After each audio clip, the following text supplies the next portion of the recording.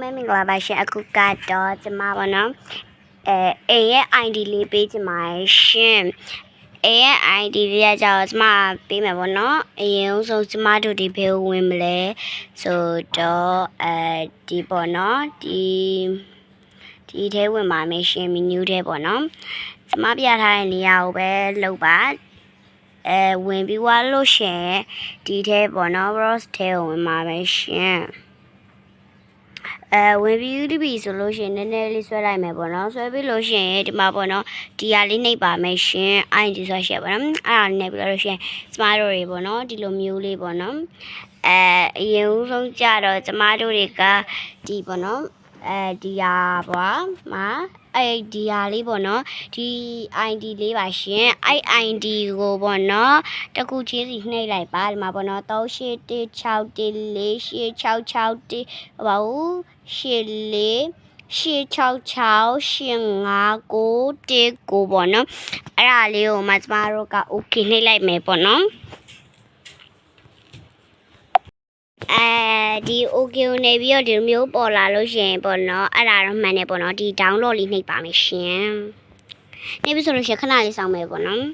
စောင့်ပြီးလို့ရှိရင်ဒီဟာကိုကြည့်ရမယ်ပေါ့နော်ကျမတို့ဒီဟာပါ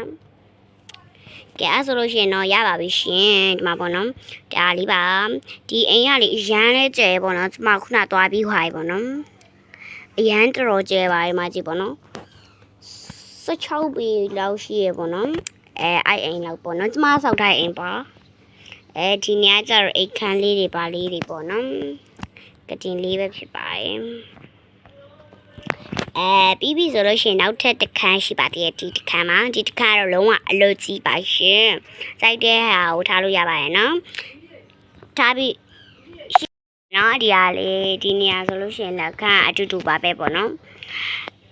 ပြီးပြီဆိုလို့ရှိရင်ဒီဘက်နေရာမှာဆိုလို့ရှိရင်လည်းဒီလိုမျိုးလေးရှိပါတယ်ရှင်ဒါမှပေါ့နော်ပြီးလို့ရှိရင်ဒီမှာဒါတော့ပြတင်းပေါက်လေးပဲဖြစ်ပါရဲ့ရှင် window ပေါ့နော်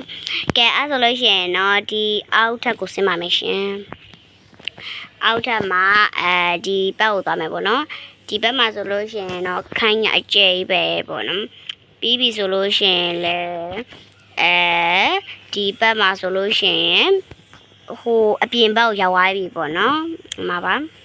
အပြင်ဘက်ကိုရောက်သွားပါပြီရှင်နောက်လာကြလို့ရှိရင်ကျမအကြိုက်သေးကို ID ပေးမယ်ပေါ့နော်ဒါအခုကတော့ဒီ ID လေးပဲပေးလိုက်ပါမယ်ရှင်အားလုံးအားကြောက်ပေါ့နော်ကျမတို့ကြိုက်ချိုးသွားပြလို့မှန်းထားရပေါ့နော်ကျမကြိုက်ချိုးသွားပြပြီးပါပြီလို့